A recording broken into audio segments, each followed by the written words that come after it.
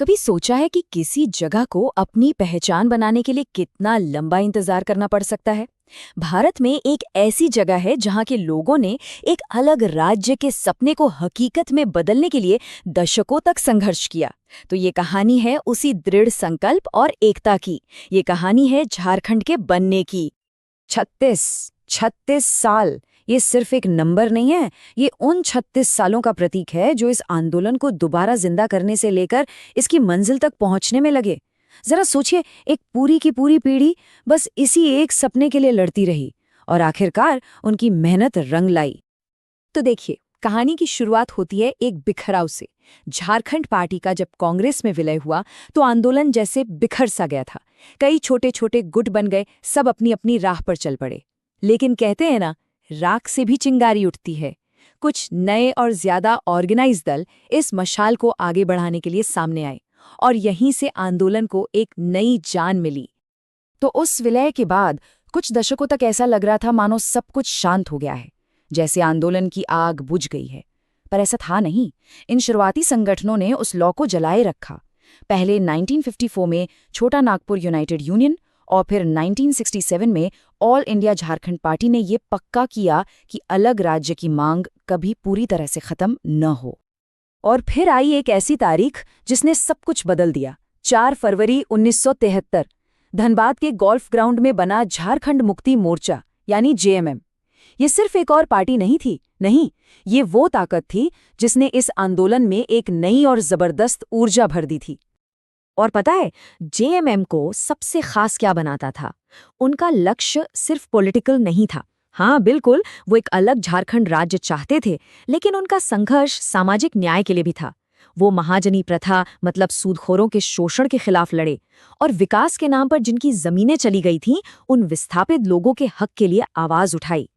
तो अब 1980 का दशक आता है और यहाँ आकर आंदोलन ने जैसे गियर ही बदल दिया। अब ये सिर्फ रैलियों तक सीमित नहीं था, इसमें नई आवाजें जुड़ रही थीं, खास तौर पर युवाओं की। और आंदोलन को फैलाने के लिए नई, ज्यादा असरदार रणनीतियां अपनाई जा रही थीं। ये वो दौर था जब आंदोलन जमीनी स्तर पर और भी मजबूत हो रहा था। और इस नई ऊर्जा का सबसे बड़ा उदाहरण था एजेएसयू यानी ऑल झारखंड स्टूडेंट्स यूनियन। 22 जून 1986 को इसका गठन हुआ। असम के छात्र आंदोलन से प्रेरणा लेकर इन युवाओं ने झारखंड के संघर्ष में एक नई आग भर दी। मतलब अब आंदोलन में जोश और जुनून की कोई कमी नहीं थी।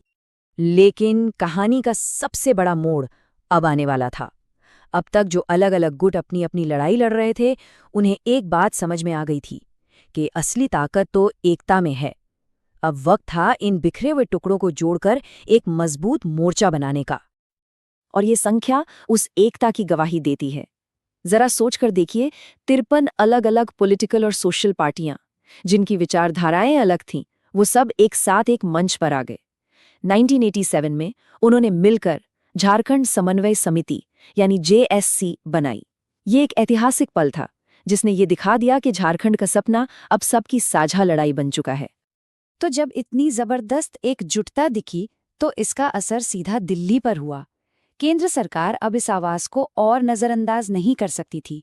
आखिरकार 1989 में सरकार को इस मुद्दे की गंभीरता से जांच करने के लिए एक कमेटी बनानी ही पड़ी। ये आंदोलन की पहली बड़ी राष्ट्रीय जीत थी। राष्ट्रीय स्तर पर मिली इस पहचान ने अब स्वायत्तता यानी ऑटोनॉमी की राह खोल दी। अब लड़ाई सिर्फ मान्यता की नहीं, बल्कि अधिकार की थी।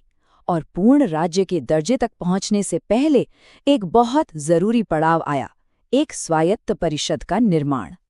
तो ये झारखंड क्षेत्र स्वायत्त परिषद, जिसे जैक कहा गया, इसका बनना एक धीमी लेकिन पक्की जीत थी। ये सफर दिसंबर 1994 में बिहार विधानसभा में बिल पास होने से शुरू हुआ और अगस्त 1995 तक परिषद ने बाकायदा काम करना शुरू कर दिया। और इस नई परिषद की कमान किसके हाथों में थी? आंदोलन के 2 सबसे बड़े चेहरे, शिबू सोरेन और सूरज मंडल। इसका अधिकार क्षेत्र संथाल परगना और छोटा नागपुर के 18 जिलों तक फैला था।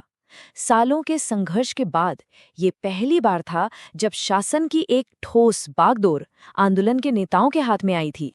और अब कहानी अपने आखिरी पड़ाव पर पहुंचती है, वो पड़ाव जहां दशकों का सपना हकीकत में बदलने वाला था।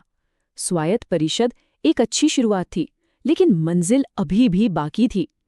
इसके बाद जो हुआ वो बहुत तेजी से हुआ और दशकों का संघर्ष अपने अंजाम तक पहुंचने ही वाला था। साल 2000 में तो मानो सारी रुकावटें एक साथ ही टूट गईं। 25 अप्रैल को बिहार सरकार ने मंजूरी दी।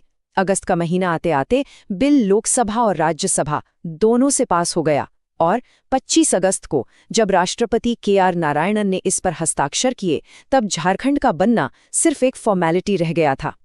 और आखिरकार वो ऐतिहासिक दिन आ ही गया, 15 नवंबर 2000।